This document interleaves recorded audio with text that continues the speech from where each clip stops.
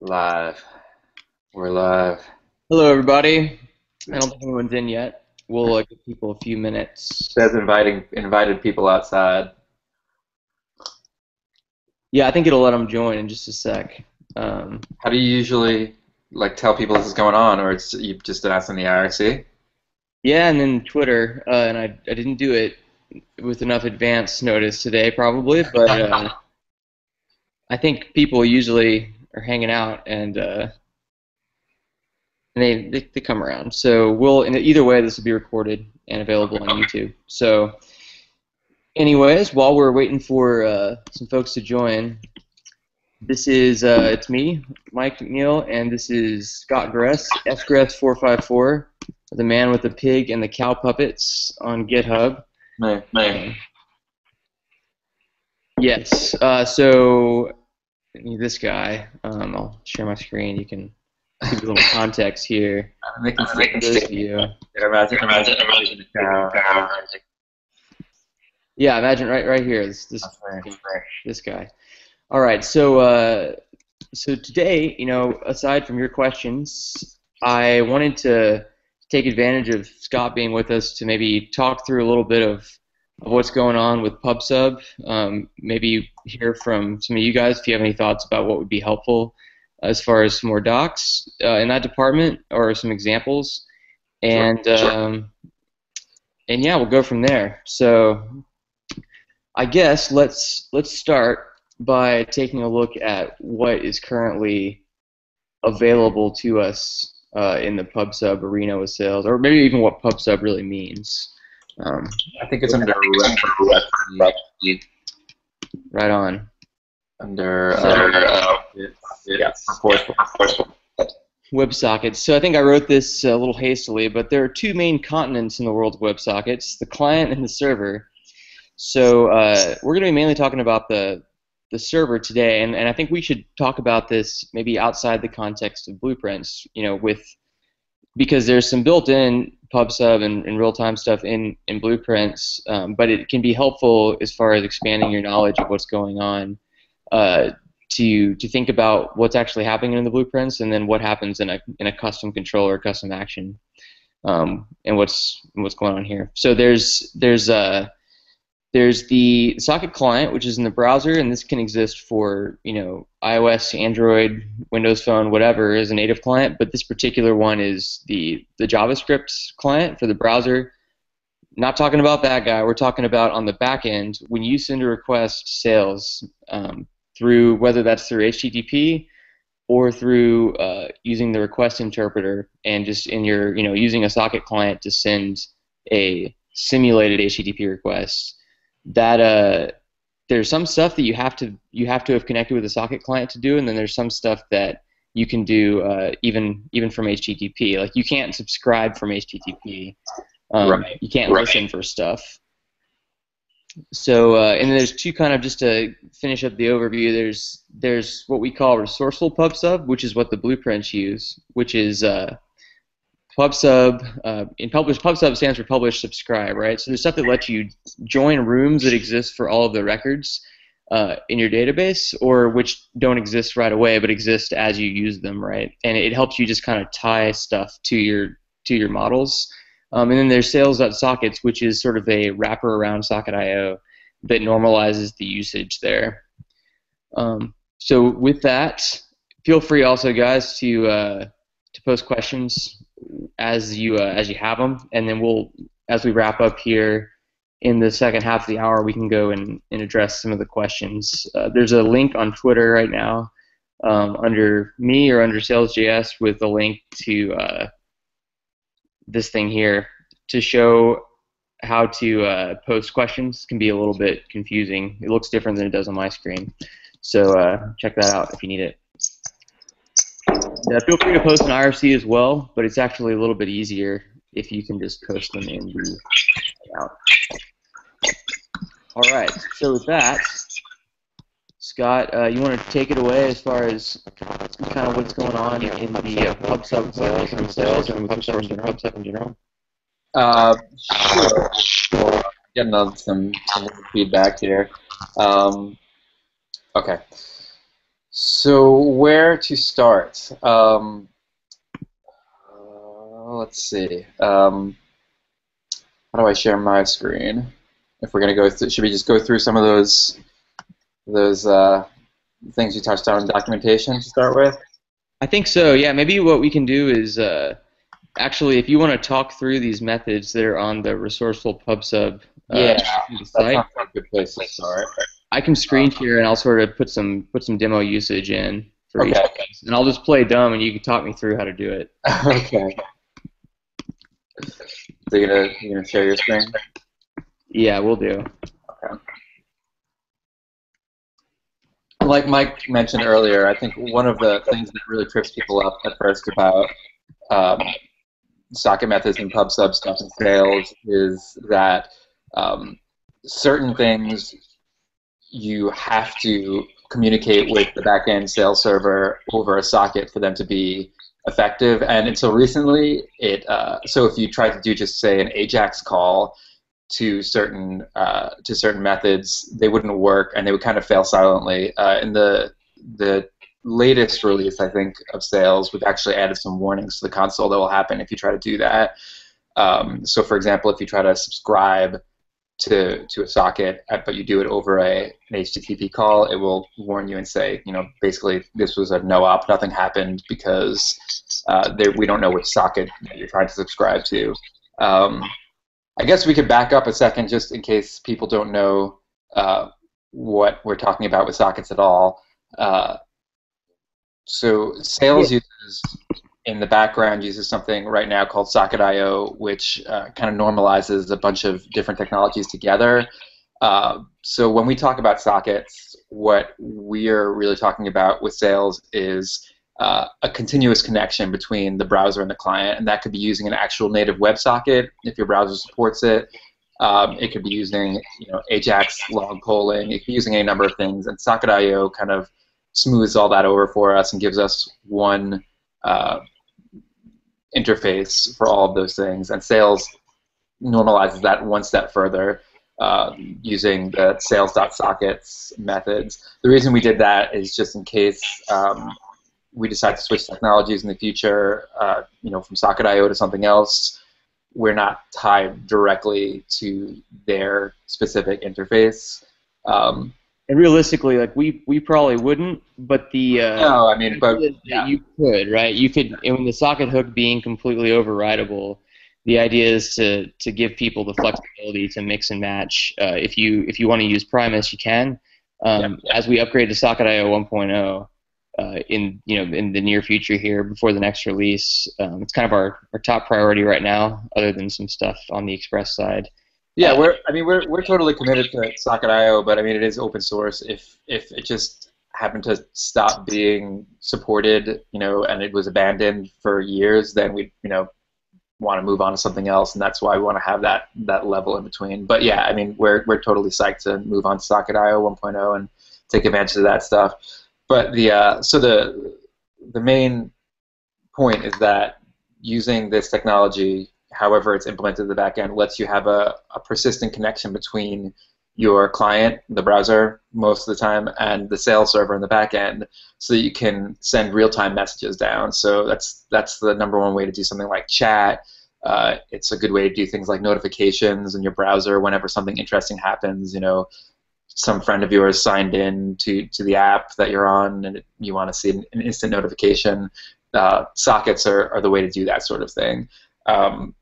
So Sails has a concept of resourceful pub sub, we call it, which means that if you're using blueprints, which I'm sure Mike has talked about in other webcasts, then if you're using the blueprints, then your models automatically have a certain amount of publish subscribe behavior associated with them, which makes it really easy to get messages about new models being created, about models being updated or deleted on the front end without you having to write really hardly any code at all. There's an example app on Balderdash called Sails Chat, which shows some examples of Resourceful Pub Sub and also a couple of the back-end or the lower level Sails.sockets methods. It's just a really simple chat app where you can load it up, open up a couple of tabs or windows pointed at the same URL, and chat back and forth with yourself. But it kind of demonstrates some of those methods so you can kind of get an idea of how all that stuff works. We're not going to talk a lot, I think, about the Sails socket client, but what that is, if you hear us mention it or if you see it documented somewhere, is that's a little library that Sails includes with all new projects, making it really easy to communicate with Sails over sockets. One of the really great selling points of Sails is that it interprets requests from different transports to go to the same controller logic. So you can make an HTTP request, you can make an AJAX request in the browser, or you can make a socket request all to a URL like /user, and you're going to be running the same code in the back end and getting the same response. So the Sails socket client that we provide for the front end makes it really easy to communicate with Sails server on the back end over sockets. And with that, okay. Should we go through some of the stuff? Yeah, so I was going to suggest here, and you can see I've been, anyone watching has seen me doing... infinite recursion, okay. Yeah. So I'm going to, I'll close these blinds here. I'm going to switch back to screen share anyways. And I put together this little project. Ooh, close that. It's like a pet shop, but live. And I think maybe what would be good is, especially to show Resourceful Pub Sub, we can maybe envision the scenario here that we're building an inventory system here. We're showing the pets that are currently available. Just stick with the topic we know best here with our sales examples, and then make it live. What do you think? Sounds good. Users and pets are #1 models. Yeah. We're all about users and pets. So maybe Sails projects should just come with user and pet models installed. Yeah, especially the latter. Yeah. Maybe Sails new example, and it'll always have your user and pet. Oh, that would be awesome. Yeah. If anyone wants to do that. Anybody wants to make a generator that does the example. That's another one we'll have to do with you, Scott, is a chat about, or maybe we can make that generator. No, we're not making it today, but we can make that generator in a future Google Hangout tour. So I'll make should I make a model and a controller? You can make an API for both. Let's start with just pets, just to keep the whole, because users are kind of special sometimes in this world. We can keep it simple with pets for right now, right? Okay, yeah. So if we want to demonstrate associations with PubSub, then we'll need another model, but we can do just the pets for now. Yeah, pets that's the most interesting part anyways, right? Absolutely, they're the furry ones. All right, cool. So, by default I've got, I just changed the title to Pet Shop Live, and I'll delete some of these comments so I can show more of my screen at once. I won't even use templates right now, so I'll get rid of that too. All right, so you can see the script linker injected, Sails.js, another topic for another time, how that works. But we got our little thing here. Should we maybe have like a list of pets? Well, so if you want right now, you can even load this up and show how the Sails socket client is connecting automatically. Okay, cool. So here's where the pets will go later, and I'll lift this thing. There's my boat. Oh, so this is worth a discussion. So we added this feature at the top of this week, I think, or last week. What this is asking me is the first time I lift a Sails project, what do I want my migration settings to be? So in the past, we used to just default this to be migrate alter in development all the time. But basically, in production, we've before the 0.10 release set that up so that it will do migrate safe automatically when the node env environment variable is production.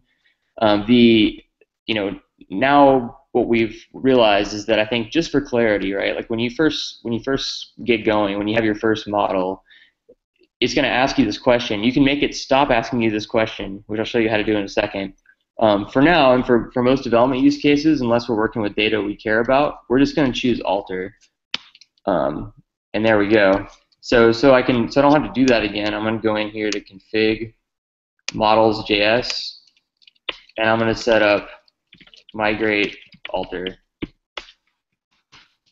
And that will make sure that'll kind of use the default setting for migrating existing data, and that's a good one to use for development. If you want to be able to use the same data between the times you lift, but you don't really care about it being, it's just dummy data, right? Yeah, and I mean part of the reason we did that is because Sails supports any number of adapters. I mean there's a couple of core ones that the Sails team, the core team, maintains, and there's all sorts of other ones that can handle these migrations in all different ways. So we can't guarantee that your data is going to be completely untouched between lifts, and we just wanted to make that completely clear.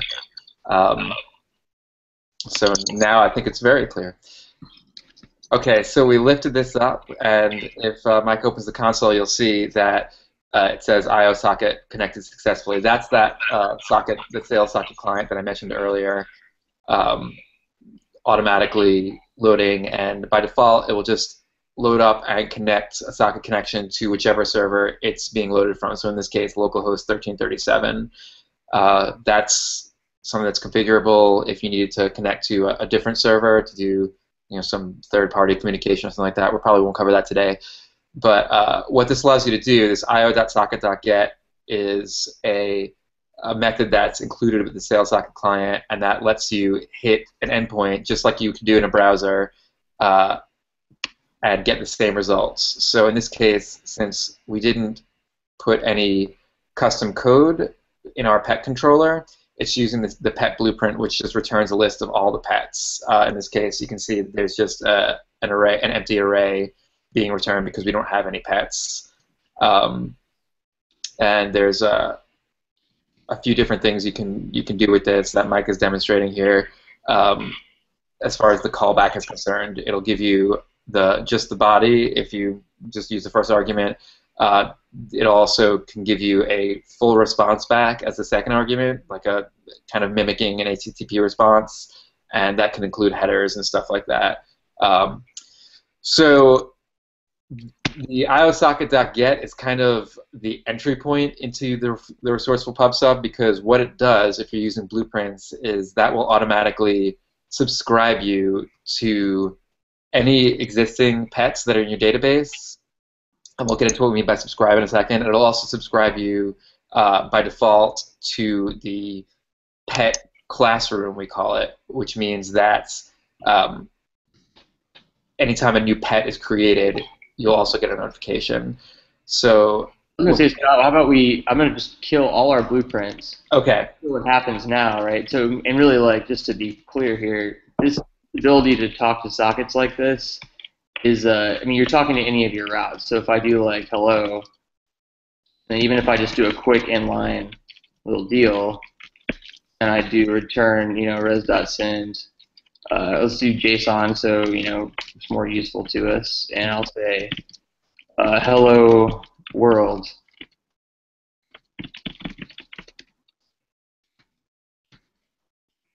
And then I'm going to do io.socket.get hello. And actually, here I'll use this one so it's clear what's going on. This is when it receives a response. So this is just like if I had jQuery, if I was doing jQuery.get, or if I'm in Angular doing http.get, and I would do .bin afterwards. But this is those are our pets, and you can see it. Now when I try to get pets, I get a 404 because we disabled blueprints. So there's no more auto magic blueprint action going on. And if I change this to say hello, I get hello world back this way. So it's automatically routing these socket requests to the same backend code. We have a question here. Can you explain the difference between safe and alter regarding what's happening behind the scenes one more time? Okay, real simple. So if you have migrate safe on, basically nothing happens behind the scenes when you lift as far as your database and your data is concerned. It doesn't attempt to make any tables, doesn't attempt to to back up any data, anything like that. If you have alter on, then what will happen is Sails will examine your models and your schemas and attempt to make whatever backend database you're using reflect those changes. So if you added a new model and you're using the MySQL database adapter, it will, if you added, say, a pet model, when you do migrate alter, it's going to try to add a pet table for you. If you already had a pet model, but you added some new attributes, it'll try to add those columns. And the way it does that is it backs up all your data, drops your tables, and recreates them, and then puts the data back in. Because that's kind of the simplest way to do it, rather than trying to, at the adapter level, if somebody's writing an adapter, they can make this work any way they want. But the default position for alter is to back up the data, drop the tables or collections, and put everything back, because that kind of guarantees that the schemas will match up. So right.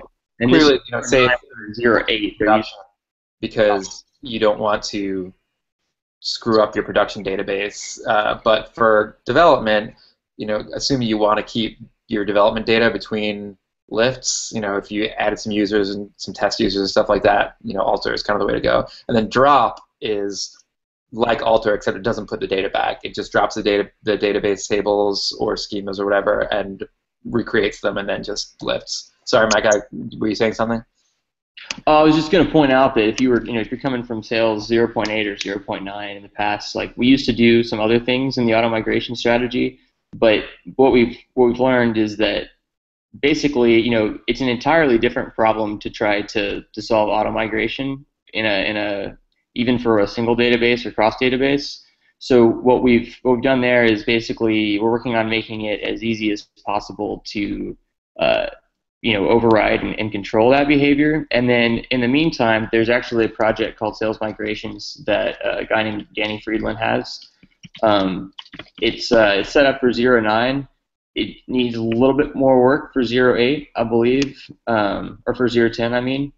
Right. And so if you want to check it out, it's definitely a great place to get started. This is for manual migrations, like you might be used to in Rails, where you do Sails migrate, or it's like rake db migrate in Rails, right? Where you can basically create these migration scripts that are more useful for production or like staging data.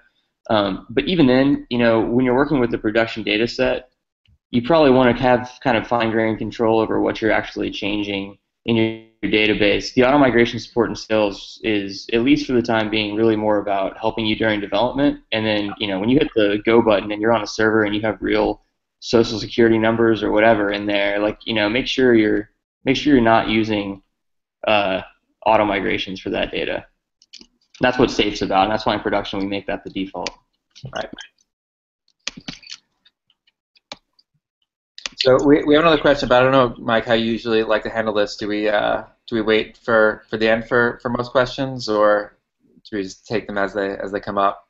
Well, in the past we've been doing more of so that was Sam's question. We've been kind of doing more full Q&A the whole time. I think we can answer Billy's question really quick as far as what's the stable version. 0.10 is definitely the stable version. 0.9 is good to go still. If you're on 0.9, you're fine. For crucial patches for 0.9, we're going to continue to merge those for a while. But really, if you're building your product or your business or any project you have on Sails, I'd recommend going over to 10. And the upgrade is really not that bad. Most of the patches we've done have been with new features that you can take advantage of in 10. The 0.9 stuff is still pretty stable.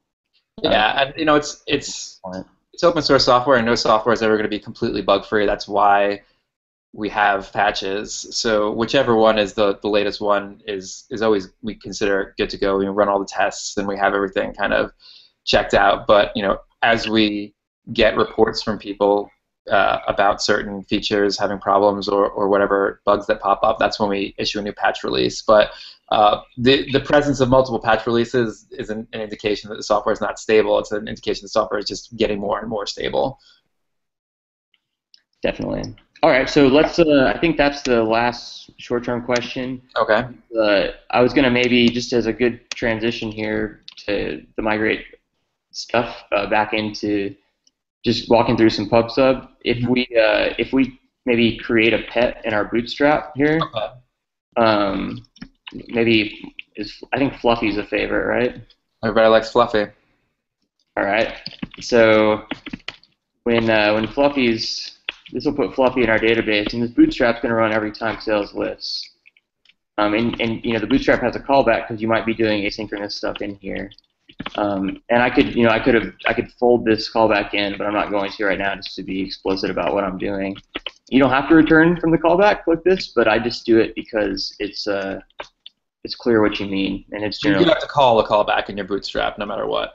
Yes, exactly. You need to do this part. All right, so this is going to make Fluffy every time we lift, and so if I wanted this to be the only data in my database, what I could do is go into models.js and set migrate drop, and this is going to basically kill all the data every time we lift, and then the bootstrap will run and recreate the pet. Right. We always have only Fluffy right when we lift.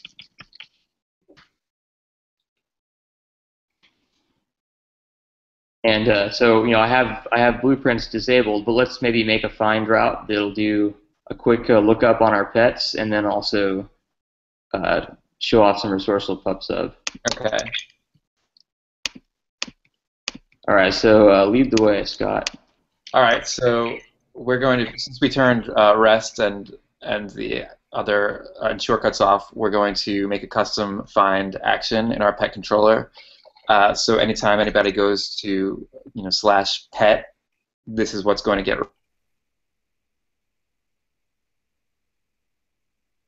run. For consistency, but you can really call us whatever you want, right? Well, if you wanted to, I guess, yes, we're going to have to route this ourselves. That's true. We're not using any sort of RESTful thing, so you could call it whatever you want. That's true. If you wanted to leave blueprints on and leave RESTful blueprints on, then you would have to call it find to override what's already in there. But in this case, we have all that stuff turned off, so we're manually routing everything in our routes.js file. So yeah, maybe like pets pet/all. We Sure. can have that, and I'll get rid of my little test here. Yeah. But pet/all, maybe that goes to pet controller.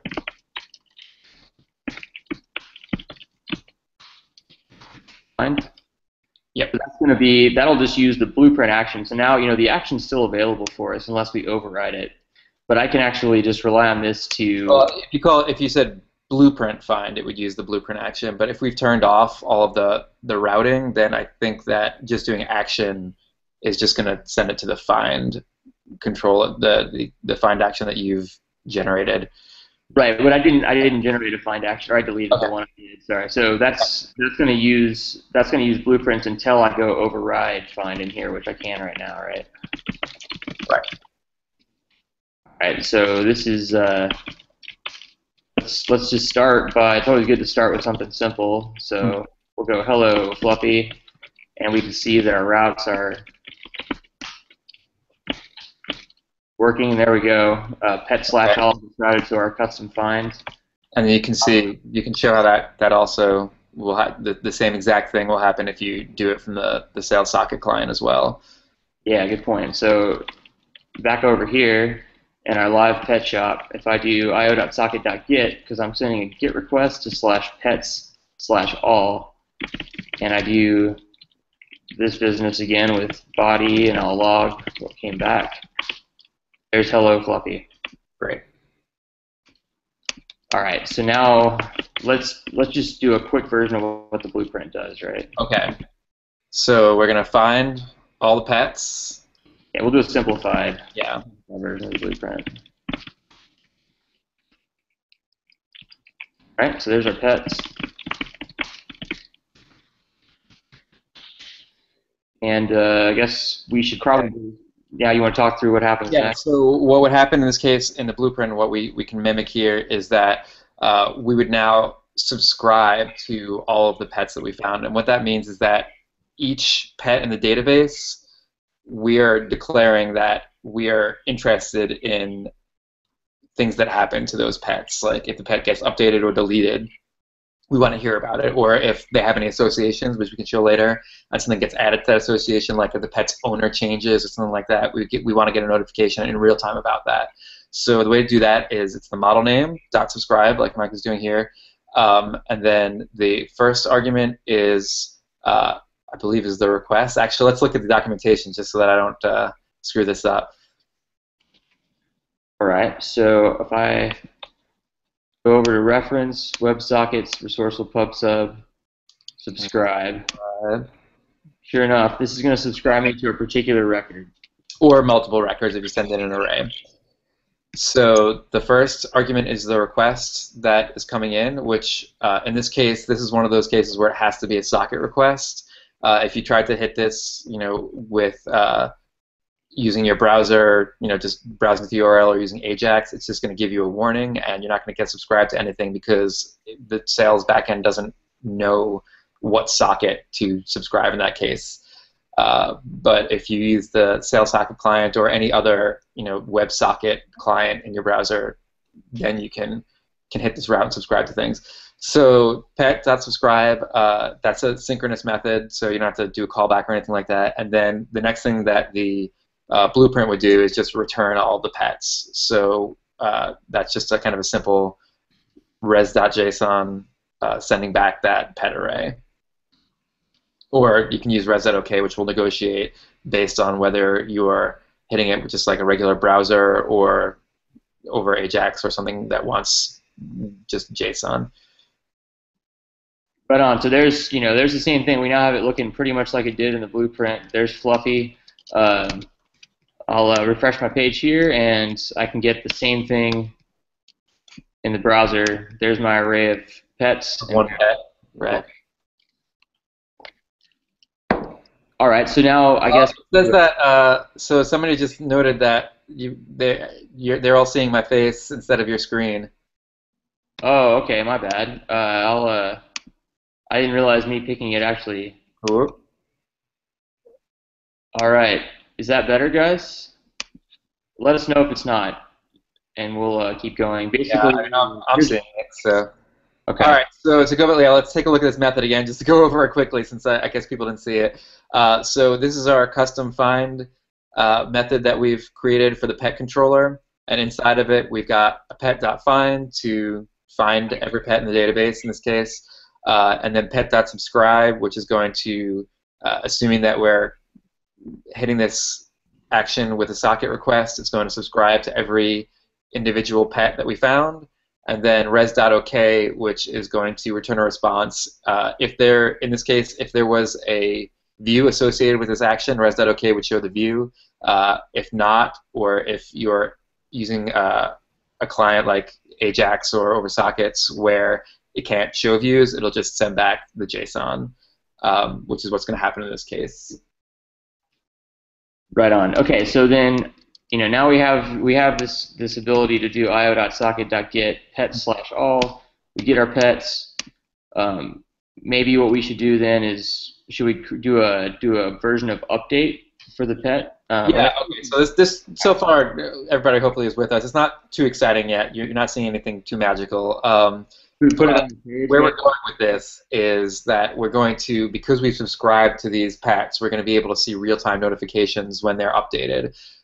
So the two things that you need to make that happen, well, three things. Okay, you need to subscribe to the thing that you want, notifications about. You need to, on the client side, subscribe to those actual events using your socket client. So you need to say, okay, I want to hear about anytime something that happens to one of my pets.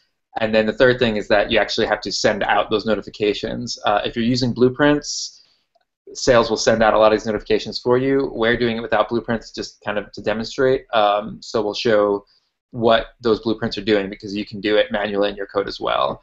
And it looks like Mike is coding up a sweet Angular app for us real quick. Live Angular. All those bold moves, Michael. I think we're pretty fond of Angular for internal use. Yeah. Autodesk on our team, but I think we have a lot of Angular anxiety in public. But I think we'll be okay. I feel confident about this. Actually, let's just call this let's just call this the app control right now and be done with it. All right. Go on, Scott. Don't let me. I just wanted to get us some pets on the page really quick. I'm going to do it this way, because It's faster. Okay. Yaniv has. It's hard to say which one of these is in what order. He was saying it's fine, and now I'm not sure if he's saying that that we can't see the code samples, or if it's good now. Oh, is it? It looks like maybe was just stuck on your browser window. Is there a way to have it? Fine now, it looks like. Oh, Let us know if it's not, guys, and we'll keep at it. Either way, this will be on YouTube afterwards. Although, of course, if it's not there, that wouldn't. If the screen isn't being recorded, that wouldn't be that great. But anyways, what I'll do is post this example as a repo, and we'll put a link as a YouTube comment or in the YouTube description, so it'll be available. But let us know if you can't see my screen, and I'll go and press more buttons. I mean, it's possible that they can see your screen, but it's just is it just showing the browser, or I mean, I'm looking at your code as you're coding.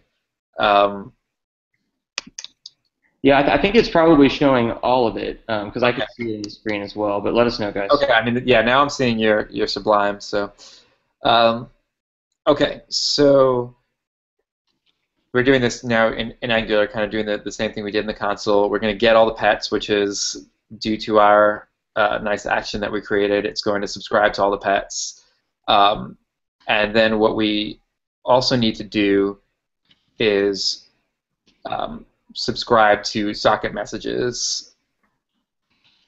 The Resourceful Pub sub messages that Sails sends out, if you don't know anything about how Socket sends out messages, there's an event name, which is kind of like the message type, and then there's some data to go along with it. So the message name or the event name can be anything. It's arbitrary. What Sails will do is send out a message where the event name is the name of the model, and then the body will be different depending on what kind of thing happened. So if you, say, are updating a pet, then you'll get a pet event, a pet socket event, and then the body of that event will say, that the verb was updated, and that's saying that something was updated, and then it'll go on to describe what was updated and how it was updated. It will say the ID of the pet that was changed and what kind of things changed. So that's kind of step 2 of what we have to do to be able to receive these messages, and then step 3 is to actually send a message. We make a pet bark. We can do bark, sure. Okay. Let's do it. Okay, so maybe like something like this. Sure. Maybe num barks goes up. Okay. Let's just say like has barked. Okay. You want to keep it simple. That's simple.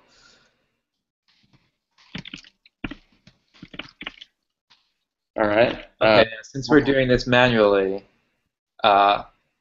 we are going to have to send out this message ourselves instead of Sails using the blueprints to send them out for us. So the way you do that is by saying publish update. And again, we haven't subscribed to these updates yet on the front end. We subscribe to them on the back end, meaning that we want to send out certain messages. When you subscribe on the back end, it's saying that you want to send out messages about certain model instances, saying whenever this model changes, I want to send out a message. But you still have to subscribe to those on the front end. Otherwise, everybody, if we did it automatically, everybody would always be getting all these messages for everything. So in this case, we're going to publish this update, and let's look up the documentation for publish update so that we do it right. Okay, so all right. What we want to do is send out the ID of the updated record, which Mike is doing, and then the updated values. And I guess it's not required, but pretty much always you end up wanting. Yeah, you'd like to do that because otherwise it's just kind of, you'd have to find the record again to compare it to your former record. And then there's other optional ones. You can specify the request that's currently that you actually hit the route from, and what that will do is not send the message to that socket. So if you have 10 people subscribed and one of them causes an update to a pet, the the person, the client that caused the update, you might not want to receive that message. You did it yourself, so you know what happened, and it might be redundant for you to get that message, but you still want everybody else who subscribed to the pets to get the message. If you want to do it that way, then that's what that third argument to publish update is for. But for us, just for a quick, nice demo, we'll just leave that blank, and what that's going to end up doing is just sending out messages to anybody who subscribed. So Mike is now routing up the action that we did. Yeah, so that's how we'll make a particular pet bark. We'll send a request to the bark endpoint. Okay. Now we can do this, and we're going to see not too much is going to happen at this point. So this will be, let's say pet number 4 is going to bark. Okay, it worked. He barked, or she. I think Fluffy is probably a female pet, I would say. Okay. Now if you look at so 4, we should see barked equals 1 on there. Yeah, let's look at pets/all now, right? I think that maybe. Oh. Did I actually update? Oh, he's number 5 now because I restarted the server. Sorry. So pet / and the reason why it still said okay is because we didn't put anything on our code to check to see whether the pet actually existed that we tried to update. But we'll make pet number 5 bark. We'll look at these pets, and now Fluffy has barked. There we go. Brilliant. And remember that we're doing migrate drop here, so that's why there's only ever 1 pet in the database at first. Right, exactly. Every time we restart the server, it's dropping that table, and it's recreating that 1 pet. Yeah. So we can do this in the client now over a socket, and nothing too exciting is going to happen unless we actually subscribe to this message. So right now we're using HTTP, right? So I guess the first thing to do is let's just show it in the UI. Yeah. All right. So we're doing that over HTTP, so it's not going to actually do the backend subscription either because it's not over a socket. Yeah, maybe we do if they've barked, we'll put put something by them. Yeah. Sure. Maybe we'll have a little flag that says this one's a barker, and that way, so ng show that when pet.has barked, and we'll just say, this one's a barker, bark it. All right, so now we, Fluffy, this one is a barker, but if we restart the server and just put Fluffy to sleep and maybe get a new Fluffy, Fluffy is Fluffy number 6. Yeah. So okay, so maybe we should. Okay, so first thing we need to do is switch that HTTP call over to a socket call. Instead of Ajax, we'll do sockets, so we can get the real-time juice, and there we go. And io.socket's available because that's required. That's a script tag that's in our layout right now. I'm just doing an inline script tag for simplicity. And one thing, if you worked with Angular a little bit, you know that there's basically, if you use something that's like if you use a regular set timeout or something that's not the Angularized version, you can do you have to do scope.apply to make it render on the screen. So we're just going to do that. You can actually use socket.get. Oh, thank you. .get. All right. So I don't know if we have promises for sockets, so we'll probably have to just make that callback the second argument. Yeah, so the usage looks like this. And like we talked about last week, Rob has Angular Sails, which has been simplified down to just be the basically the equivalent of this wrapper around the socket client. It's looking pretty good. I want to keep it simple here to show like how the baseline stuff works, but it's worth having a look at it. So at this point, this should look exactly the same. But I think I did something wrong. Oh, because we actually just send back data instead of res.data. So this works. This is the same usage as you get with jQuery.get here. So there's Fluffy. Okay. And so now we need to listen for changes, right? Right. So the way we do that is io.socket.on.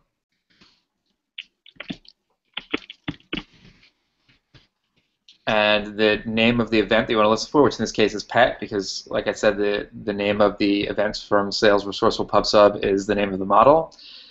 and then we can look at the documentation and see what we're going to get back. But it's going to send back a data, an event or a message or a data object, however we want to say it.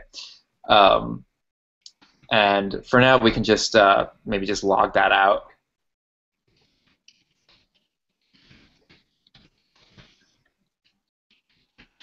All right, something happened with a pet. Okay. You need to restart, and you can see it's saying model subscribe called by non-socket request. That's every time if I go in the browser and send a regular HTTP GET, it's going to tell me that because obviously I can't subscribe to it if I'm not a socket. So that's what that's all about. And if you want to be, extra, clean and careful in your code, you can wrap your backend Sails code that refers to sockets in an if rec dot is socket logic, and that will check whether the request came over a socket. But there's no harm in doing the subscribe without a socket. It basically just does nothing and gives you the warning. So we probably need to restart. We changed the backend though, right? What's that? I don't remember if we changed that. Let's find out. So okay, there it goes. Something happened with a pet. Oh, okay, great. Barking. This one's extremely barky and terrible. All right, so has barked true, but Fluffy. I'm sure Fluffy's a sweetheart though. So it works, I think. So I mean, and the thing to realize what happened here is, Mike is just he opened up another window, but this could be happening, across the globe. Someone somewhere changes a pet, and it's going to show up, in real time in your browser. That's the cool thing about sockets, is this kind of real time aspect of it. So, anytime somebody makes Fluffy bark anywhere in the world, if you have your browser open, you're going to get that notification. And that's how we can do real-time chat. That's how we can do real-time notifications for social media kind of things. All of that. If you have 10 windows open, they're all gonna do the same thing. They're all gonna show that notification.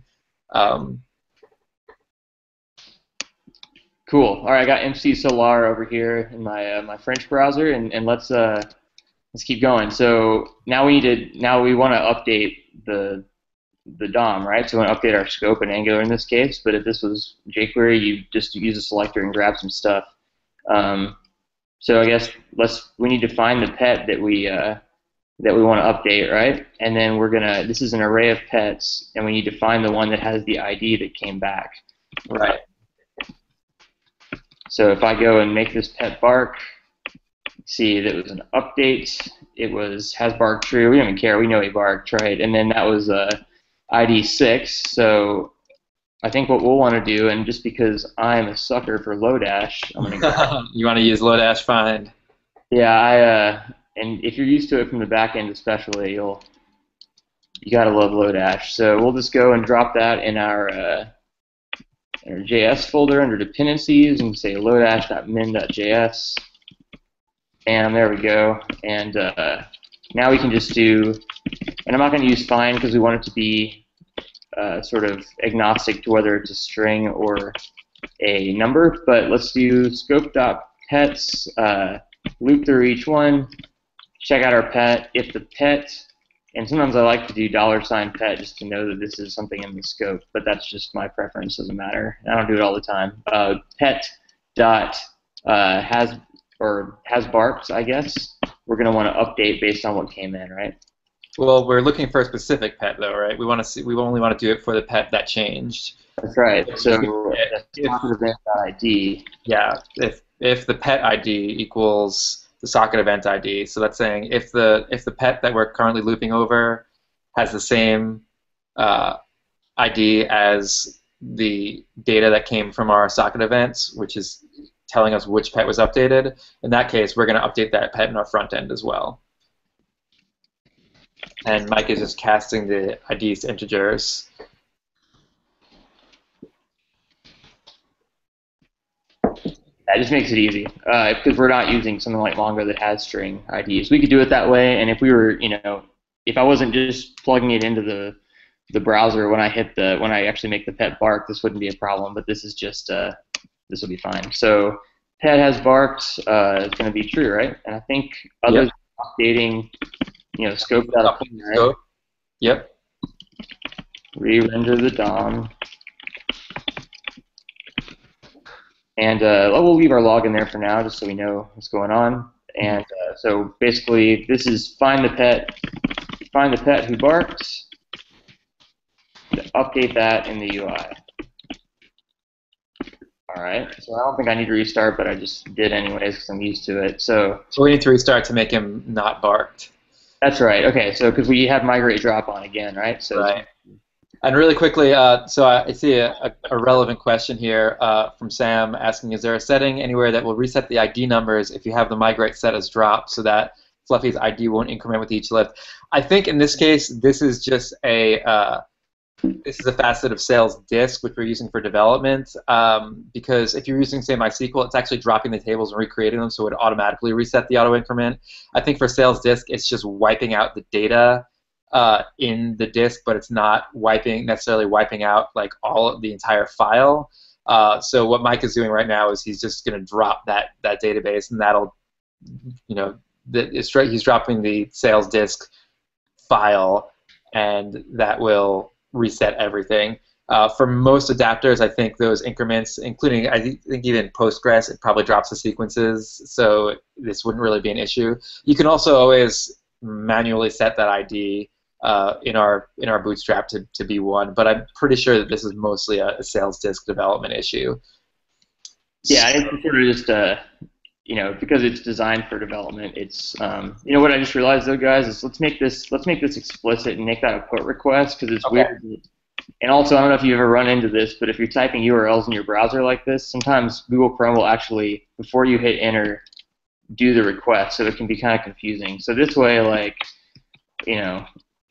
think hopefully it'll be very clear what's going on. So let's. All right, we gotta restart. Yeah, so I'll restart, and well, you can tell me it's telling me that the socket, disconnected because I killed the server. Reconnected. We'll refresh anyways just to get a clean slate. And so now if I hit, localhost 1337 pet/all, we're still going to see Fluffy, who's now number 2, but we've already talked about that. Okay. Shall we see what happens? Let's do it. Oh yeah. There it goes. All right, so there's Fluffy barking away. We're running out of time, so are there any other questions in the Hangout? Looks like there's a few. There's plenty of questions.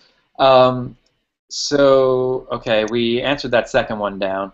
But well, I guess these were in the order from bottom up, I think.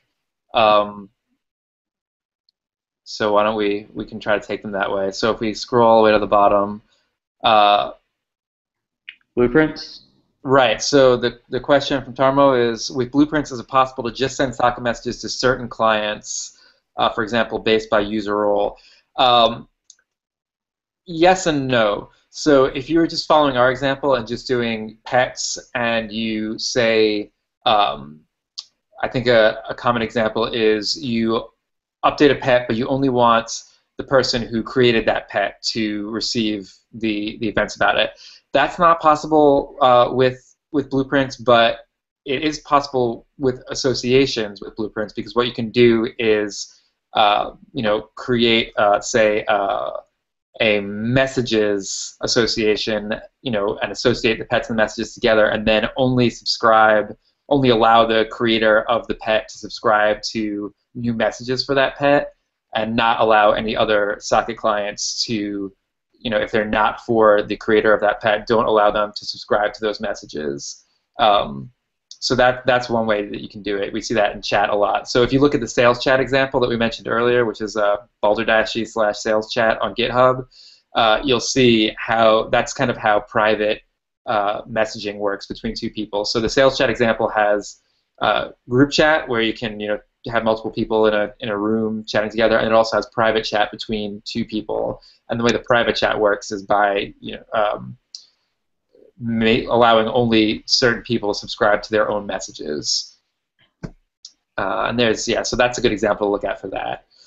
Totally, and that's why we didn't do users here, because generally the principle behind Resourceful Pub Sub is that if you're allowed to get something, if you're allowed to find a particular record, you might want to be able to continue to hear about if that record gets destroyed or if that record gets updated.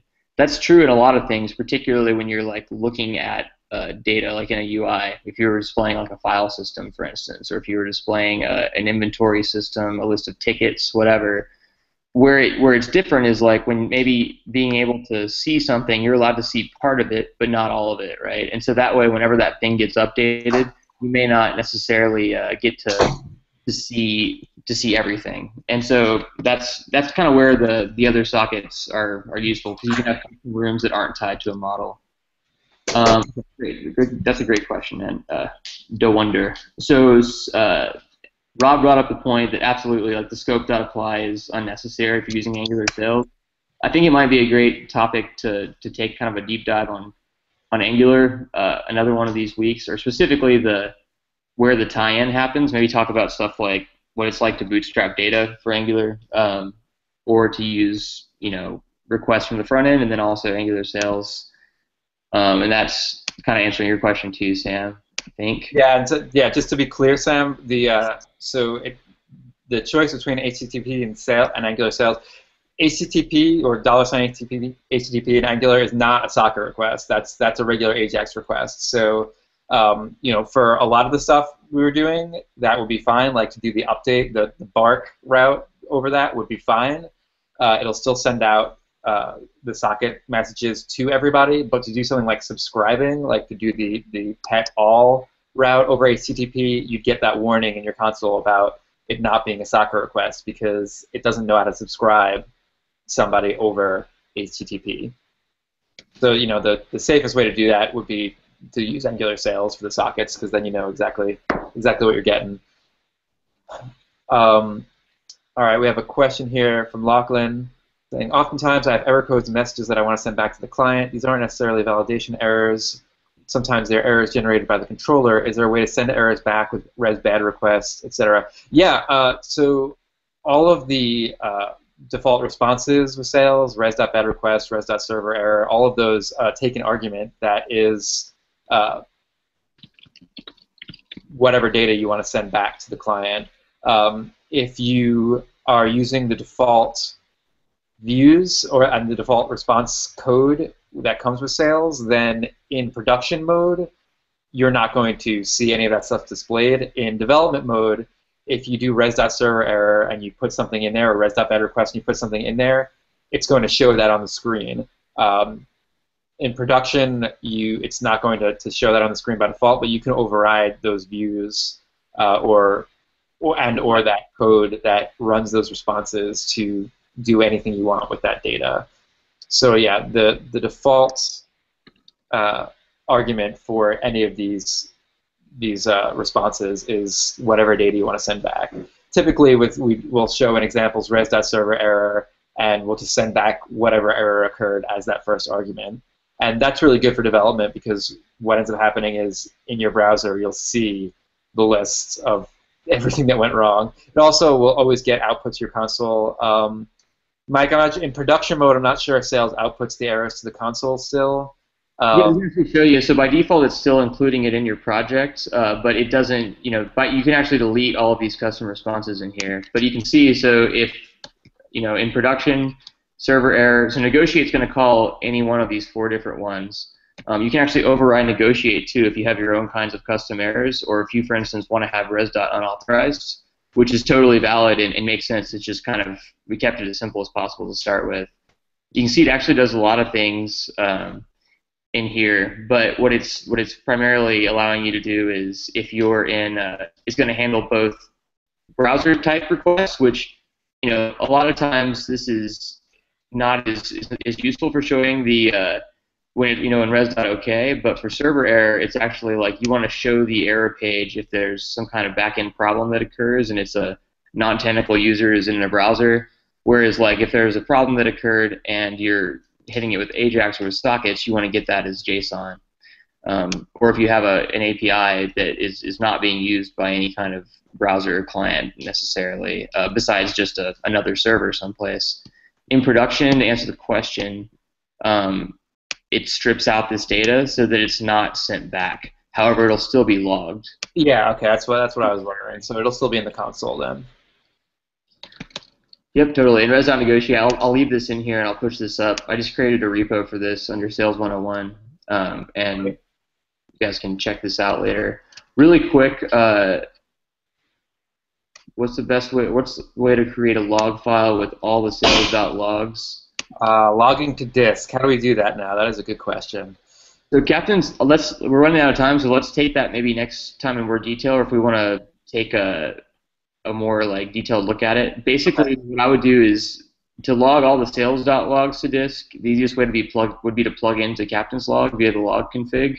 Okay. Check out GitHub balder-e captains-log for details on that. You can also still use Winston, which if you're talking about a production app and you want to have stuff like emailing you when there's a certain kind of error, Winston's not a bad idea, and you can use that on top of Sales Log. We actually used to have it be based on Winston, but we pulled it apart because Winston's heavier than what you really need in a lot of cases, but Winston's also a lot more powerful and useful for that kind of thing. And those are almost like their own class of error or their own class of log, right? That's more important, that you want to have as a distinct thing. All right, guys. So I think for the most part, we're going to need to wrap up.